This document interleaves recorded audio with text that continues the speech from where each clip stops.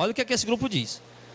Para Deus predestinar uma pessoa, o fulano está predestinado para ser salvo. Então, para Deus predestinar ele, primeiro ele precisa ouvir o evangelho e aceitar Jesus, né? E não é assim. Eu gostaria que esse grupo, com certeza estão me ouvindo aí, né, definisse para nós, que está em Romanos 9, 29, e Efésios 1, do 3 ao 6, que diz que Deus predestina quem Ele vai salvar. Preste atenção no raciocínio, irmão. Eu quero que eles definam para nós o que significa predestinação, levando em conta, ou levando em consideração, o que o termo predestinação, né, vem do grego, que está a palavra grega aqui, prorizo, significa, porque na própria Bíblia, no próprio dicionário, né, eles traduzem a palavra predestinação para esse termo, prorizo, que significa o quê? Predeterminar, ou determinar antes, ou limitar antecipadamente, ou decidir, determinar de antemão. Ou seja, se o termo predestinação, palavra grega, ela significa isso, que é predestinar, é destinar com antecedência, predeterminar, né? Limitar com antecipação, decidir ou determinar de antemão, ou seja, predestinar, ou seja, eu vou decidir determinar algo de antemão, eu vou determinar como aquilo vai acontecer, como aquilo vai ser, assim estou predestinando. Então, o texto significa dizer que é antes mesmo da pessoa ter nascido e feito o bem ou o mal, como está em Romanos 9, do 11 ao 13, né? Que antes mesmo de ter nascido ou ter feito o bem ou o mal, Deus amou a Jacó e aborreceu Esaú, para que o propósito da eleição permanecesse, não por obra, mas por aquele que chama. Então, para poder dizer, falar de predestinação, tem que levar em conta isso. Eu não posso dizer, não, Deus predestinou Auricélio para ser salvo, depois que o Auricélio ouviu e creu. Que predestinação é essa? Predestinou depois? Então não é predestinou, é pós-destinou. Para que seja dito de uma forma coerente, conveniente, que algo foi predestinado, então isso tem que ser feito antes, não depois. Mas eles dizem que não, eles dizem que Deus predestina o homem depois como e crê. Está errado. Isso está completamente errado, absurdamente errado. Se é uma destinação com precedência, então tem que ser feito antes e não depois. Amém?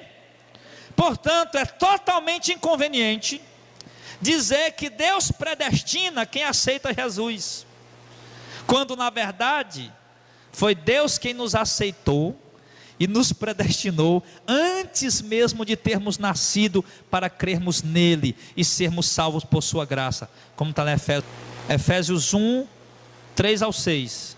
Bendito o Pai de nosso Senhor e Salvador Jesus Cristo, o qual nos abençoou com todas as bênçãos espirituais nos lugares celestiais, como também nos elegeu nele antes da fundação do mundo. Ele elegeu quando, irmão? Depois que a gente creu? Não, elegeu antes mesmo do mundo ser fundado, tá?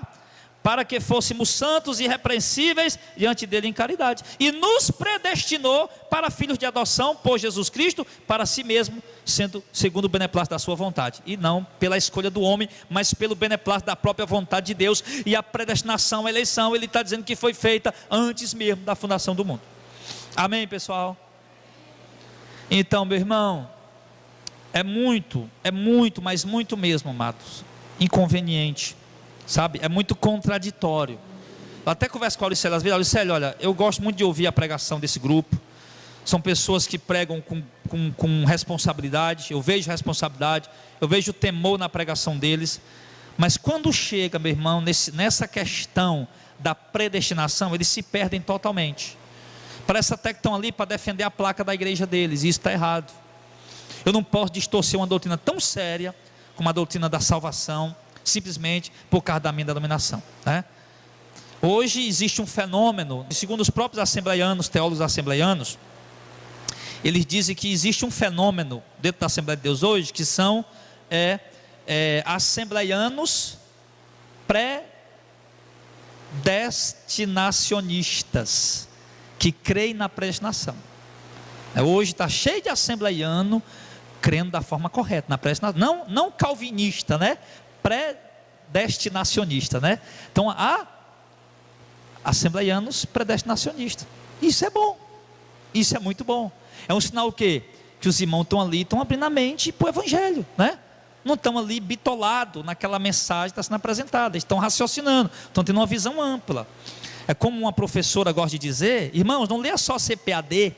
Se você ler só CPAD, você vai ficar com a visão assim, ó. Então você tem que ler de tudo. Lê CPAD, lê presbiteriana, lê batista, lê congregacional, lê pentecostal. Aí você vai abrir a mente. Aí você vai ver o que é que está certo, o que é que está errado, enfim. Aí vai ser assim. Porque senão nós vamos ser apenas o quê?